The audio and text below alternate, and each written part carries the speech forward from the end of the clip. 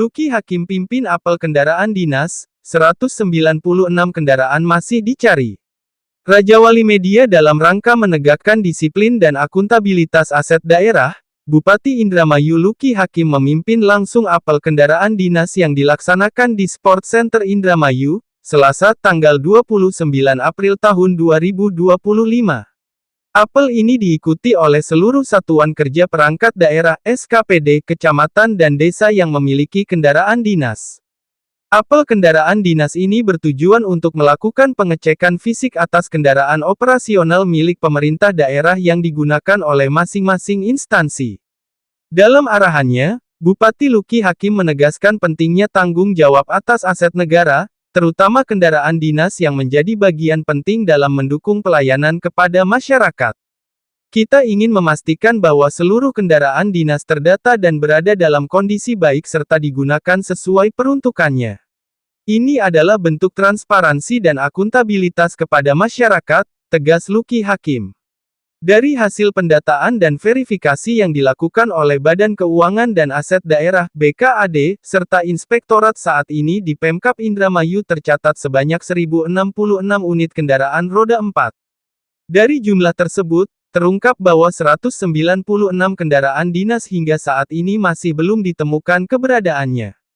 Pemerintah Kabupaten Indramayu akan terus menelusuri keberadaan kendaraan-kendaraan tersebut, termasuk melakukan penelusuran administratif dan fisik. Bupati menegaskan, pihaknya tidak akan segan memberikan sanksi kepada pihak yang terbukti lalai atau menyalahgunakan kendaraan dinas.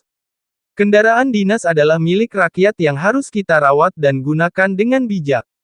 Bagi yang terbukti menyalahgunakan, tentu akan ada konsekuensi hukum dan administratif, tambahnya.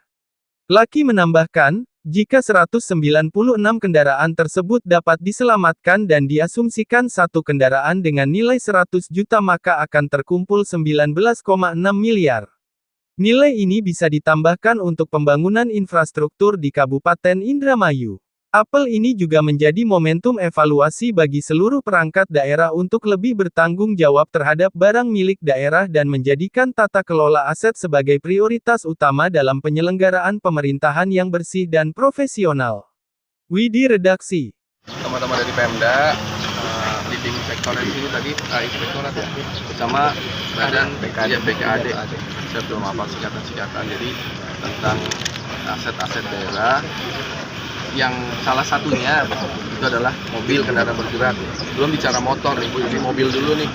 Mobil kan wujudnya besar. Setelah diabsen dikumpulkan ternyata masih ada sekitar 196 yang belum jelas keberadaannya. Apakah itu keselip, hilang, ataupun mungkin tidak datang. Maka dari itu saya meminta kepada BKAD untuk memperjelas statusnya seperti apa. Nanti Pak Sekda mungkin juga memonitor ini semua kan Pak. Kalau yang dianggap hilang maka harus ada laporan kehilangannya, maka dilimpahkan kepada institusi yang ngatasin masalah kehilangan, mungkin kepolisian di sini. Jadi kalau misalnya salah satu sampel ada ditaruh di bengkel, terus pas ada orang yang ngambil, terus orang yang ngambil itu ngaku-ngaku, itu mungkin harus dilaporkan ke kepolisian. Setelah itu nanti mungkin ada dari kepolisian kan ada tindak lanjutnya seperti apa, itu kembali ke institusi kepolisian. Terus ada juga yang mobil yang sudah pada rusak berat dalam konteks sudah nggak bisa dipakai. Ya kalau nggak bisa dipakai, ya kita jual aja dalam keadaan seperti itu saja supaya bisa di-convert menjadi kemampuan finansial kita, sejumlah uang yang bisa kita pakai untuk target saya adalah sebanyak-banyaknya menambah ruas jalan ataupun benerin jalan ataupun perawatan jalan. Terus mobil-mobil yang mungkin saat ini keberadaannya yang sedang dititipkan ke kelembagaan atau apa, dititipkan kan berarti boleh diambil kembali. Kalau dititipkan berarti boleh diambil, kecuali kalau diserahkan. Kalau diserahkan mana tanda penyerahannya, mana tanda buktinya. Jadi mungkin nanti saya akan memberikan semacam surat edaran ataupun surat himbauan atau surat perintah, saya nggak ngerti, nanti Pak Sekda kasih masukan ke saya untuk menarik yang dititipkan. Kalau ketika kita tarik dititipkan dan si yang dititipin ini memang masih membutuhkan, maka dia harus meminta permohonan untuk kami butuh. Untuk apa? Untuk pribadi atau untuk kepentingan banyak orang. Kalau kepentingan banyak orang mungkin bisa kita hibahkan sekalian. Kalau memang satu yayasan atau satu organisasi selama ini kita titipkan, kita ambil lagi. Tapi kalau dia masih butuh, silahkan dia memohon dalam bentuk permohonan untuk apa gitu, untuk pinjam pakai lagi atau untuk diminta. Kalau memang itu bagus, mungkin akan kita hibahkan, atau mungkin kita akan anggarkan, kita beliin yang baru, kita bangunin sekalian rumahnya, kita modalin seperti usaha sekalian. Kalau memang duitnya ada dan memang perlu. Tapi kalau memang nggak perlu, ya udah kita tarik-tarikin yang dititip-titipkan. Nanti mungkin Mama Sadli mungkin akan lebih concern ke situ. Kaitannya ini semua tarikannya adalah ke atas. Tadi tentang penilaian KPK yang tentang aset kita masih rendah ya. Paling rendah gitu, 51 poinnya. Sementara poin-poin yang lain kita dapat angka 90. Maka kan bagus tiba-tiba untuk tentang aset drop. Nah, kita ini salah satu usaha kita bersama untuk mencoba menaikkan nilai itu sekaligus menyelamatkan aset. Aset itu kan dibeli pakai uang rakyat ya. Wajar lah kalau masyarakat juga tahu. Juga hal-hal yang lain tentang aset yang gedung, tanah, kita akan coba absen. Jadi kita akan ingin tahu seberapa sih kekayaan kita seberapa. Buat apa? Penting ini. Pusat itu banyak bantuan-bantuan, program-program yang mereka akan memberikan sesuatu, tapi tanahnya dari kita. Maka kita bisa kasih tahu nih, wahai pusat dan provinsi, kita punya tanah sekian hektar, letaknya ada di sini. Kalau memang mau bangun SMK Taruna, mau bangun sekolah rakyat, mau bangun MAN internasional, kita siap. Ataupun program-program pusat yang lain ke arah situ. Konteksnya lagi nyambung lagi tentang batasan-batasan wilayah. Kita pengen tahu sebenarnya di mana sih batasannya Indramayu sama Subang, Indramayu sama Majalengka, Indramayu sama Sumedang, mungkin. Di mana batasannya? Kalau kita sudah tahu batasannya, nanti kita tetapkan, nanti kita minta pembaharuan kalau ternyata ada kesalahan.